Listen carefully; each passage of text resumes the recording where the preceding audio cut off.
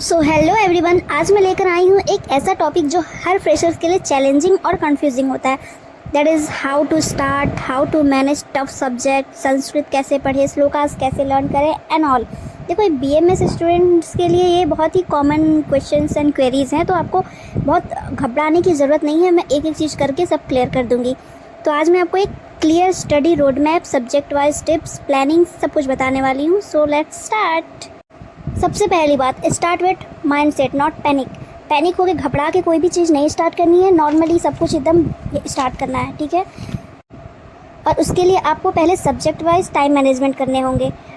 Starting में आपको 5 to 6 hours per day daily self study करनी होगी। मतलब आप अपनी कैपेसिटी के अकॉर्डिंग टाइम को बढ़ा और घटा सकते हो, क्योंकि जैसे होता है ना, कुछ लोग कम टाइम में ज़्यादा गेन कर लेते हैं और कुछ लोग ज़्यादा टाइम में कम गेन करते हैं। सो इट्स ऑल राइट, सबका अपने अपने कैपेसिटी होता है। उसके बेस पे हमें खुद को जज नहीं करना है, ठीक है।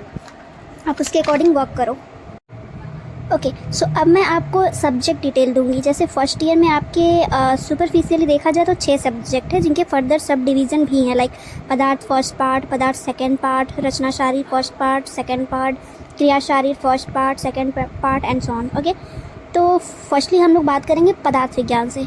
तो पदार्थ एक कॉन्सेप्ट बिल्डिंग सब्जेक्ट है। इनको जितना हो सके ना आप फ्लो चार्ट बना के याद करो। जैसे कि समान विशेष का एग्जांपल मैंने बना रखा है, उस तरह से आप फ्लो चार्ट बना के और बहुत छोटे छोटे मतलब साइज में वर्ड्स लिखो, डेफिनेशंस लिखो, भेद लिखो, तो आपको बहुत इजीली याद हो जाएगा। अंडरस्टैंडिंग के लिए भी अच्छा रहेगा और मतलब एग्ज़ाम के एक दिन पहले आप रिवाइज़ कर सकते हो, करेक्ट। उसके बाद हम आ जाते हैं संस्कृत पे।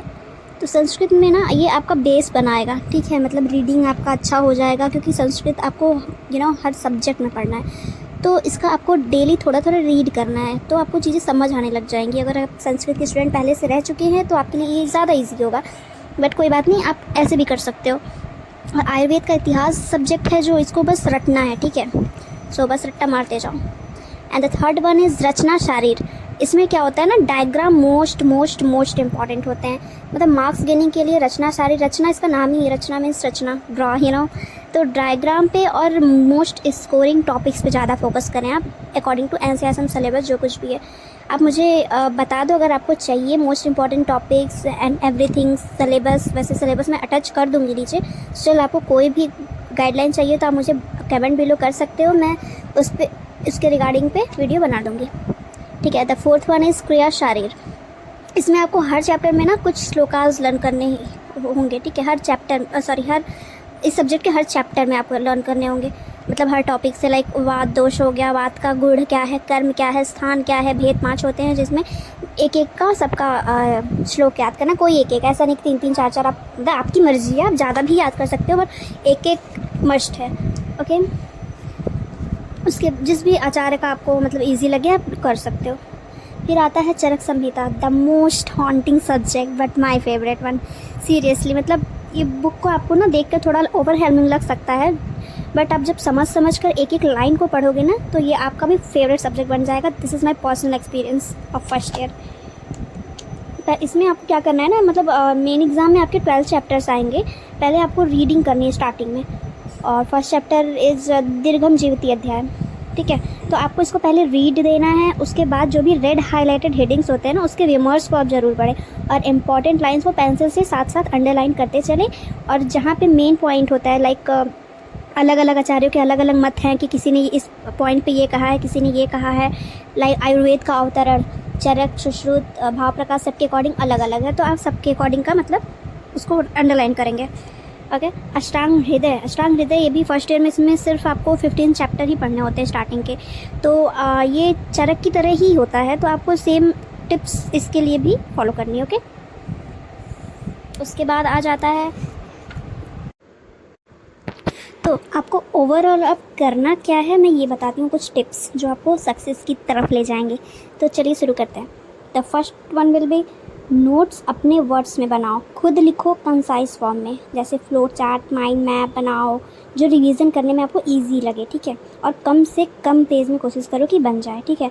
And second point will be, आपको NCISM सिलेबस के अकॉर्डिंग ही पढ़ना है, नथिंग मोर, कुछ भी नहीं एक्स्ट्रा, ठीक है। उस सिलेबस से ही क्वेश्चन आते, कभी कभी हो जाता है जो सिलेबस के बाहर क्वेश्चन आ जाते हैं, बट मोस्टली 99% सिलेबस से ही आते हैं। आप कहो तो मैं सिलेबस अटैच कर दूँगी, ओके।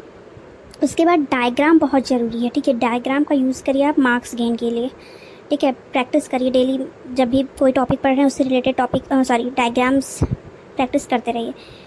और फिर आता है use YouTube, chat GPT for instant help. अचानक से मतलब अगर तो कभी आपको प्रॉब्लम होती है तो आप ये मतलब कर सकते हो यूज़। इंपॉर्टेंट स्लोक्स को लिख करके वॉल पर आप लगा सकते हो, जिससे डेली आपको ध्यान मतलब आप देखो तो आपको याद हो जाए।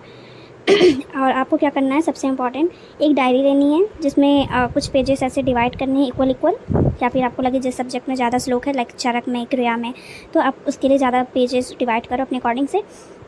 और हर सब्जेक्ट के इंपॉर्टेंट श्लोक्स को लिखना स्टार्ट करो। उसको डेली मॉर्निंग उठ के जस्ट एक रीड दो, मतलब 1-2 पेज, फिर नेक्स्ट डे 3rd पेज से स्टार्ट करो। फिर स्टार्ट से पहले थोड़े 5 मिनट पहला और सब दूसरा पेज भी देख लो। तो आप जस्ट देखने से ना क्या हो जाता है, वो आपके सबकॉन्शियस माइंड में ऑलरेडी फिट हो जाता है। आपको याद करने की ज़रूरत नहीं है, रटने की ज़रूरत नहीं है, ठीक है।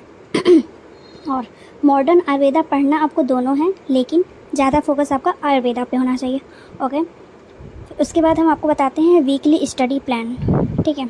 दैट विल बी मंडे के को रचना, संस्कृत, आयुर्वेद का इतिहास संस्कृत की जगह, मतलब आप अल्टरनेटिव ऐसा कर सकते हो। ट्यूसडे को क्रिया पदार्थ, वेडनेसडे को संहिता, अष्टांग हृदय, फिर थर्सडे, फ्राइडे, सैटरडे, इतने तक में आपको फिर से रचना पार्ट 2, फिर इतिहास, ट्यूसडे क्रिया पार्ट 2, पदार्थ पार्ट 2, वेडनेसडे को आप संहिता को ही कर सकते हो, ठीक है, नेक्स्ट चैप्टर। और संडे को आप जो भी MCQ प्रैक्टिस, रिवीजन, ठीक है, ये सब करो। कि मैंने देखो सुपरफिशियल प्लान बना के दिया आपको। आप चाहो तो मैं आपको डिटेल में भी सब्जेक्ट वाइज प्लान दे दूँगी, आप जस्ट कमेंट करो नीचे और मैं सब कुछ आपको बनाया दे दूँगी, ठीक है। बस मैं आपका इंटरेस्ट